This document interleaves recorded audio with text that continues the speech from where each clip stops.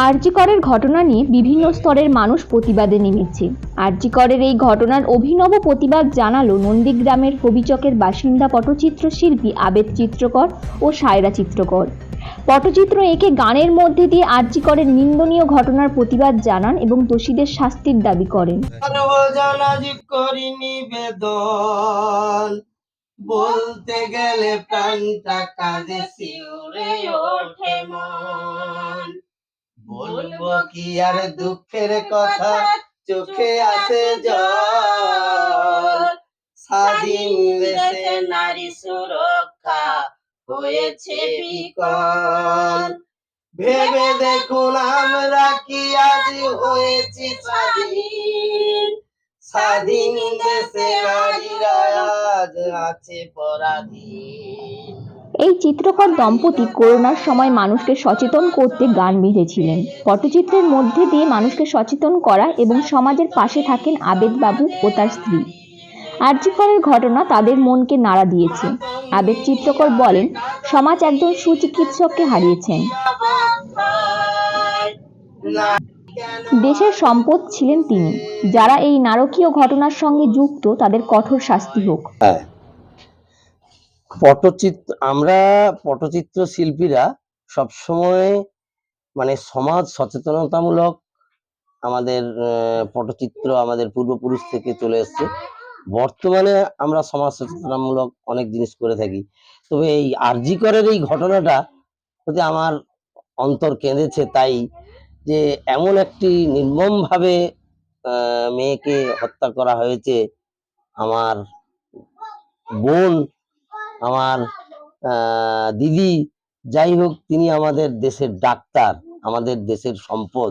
এইরকম একটি সম্পদ আমরা আজ হারালাম।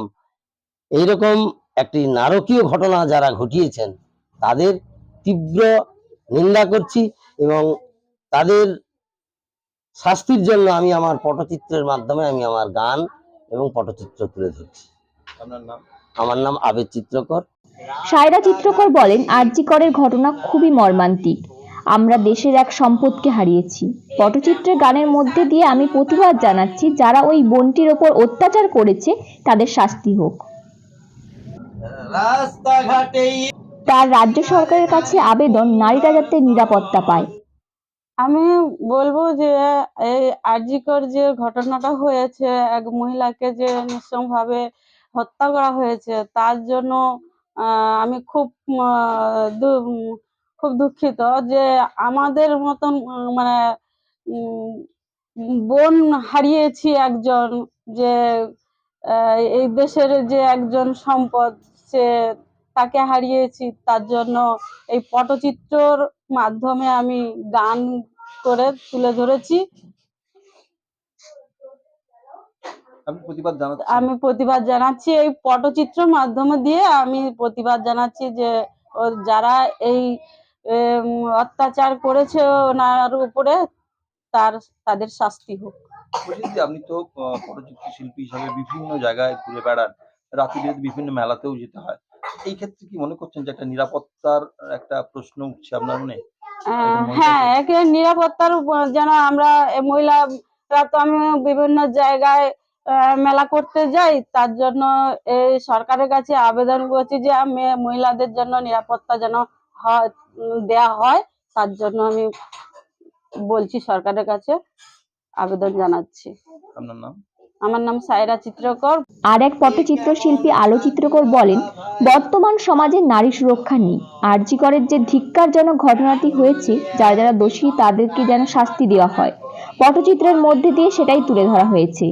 আপনি তো পটচিত্র শিল্পী একজন, আপনার শিল্পের মাধ্যমে আপনি বিভিন্ন সময় প্রতিবাদ জানিয়েছেন, আজকে আরজি করেরও প্রতিবাদ জানাচ্ছেন, বলবেন? আমাদের সমাজে যে নারী সুব্যবস্থা নেই সেটা বোঝা যাচ্ছে কেন, যে আরজি কর হসপিটালে যে এই ধিক্কারজনক ঘটনাটা হয়েছে, তার জন্য যে যারা যারা দোষী, এই ঘটনার পেছনে যারা যারা দোষী, তার জন্য সুশাস্তি হয়, সেটাই আমাদের এই পটচিত্রের মাধ্যমে আমরা তুলে ধরেছি। এটা রাজ্য সরকারের কাছে আমাদের এটাই বিশেষ আবেদন যে যারা শাস্তি পাওয়ার যোগ্য তাদের জন্য যথাযথ শাস্তি হয়, এটাই আমাদের রাজ্য সরকারের আবেদন। আমার নাম Alo Chitrakar. Bureau report, PM news. RG Kar medical college তার জগৎ জোড়া নাম, কলঙ্কিত করে দুষ্কৃতীরা পুরায় মনস্কাম। চিকিৎসা সেবা দিতে এলো অভয়া বিধুমতি, কুচক্রীরা যুক্তি করে করলো তারি ক্ষতি। বিভৎস সেই হত্যা লীলা কেমনে বর্ণিব, পাই না খুঁজে কুল কিনারা কিভাবে বলিব।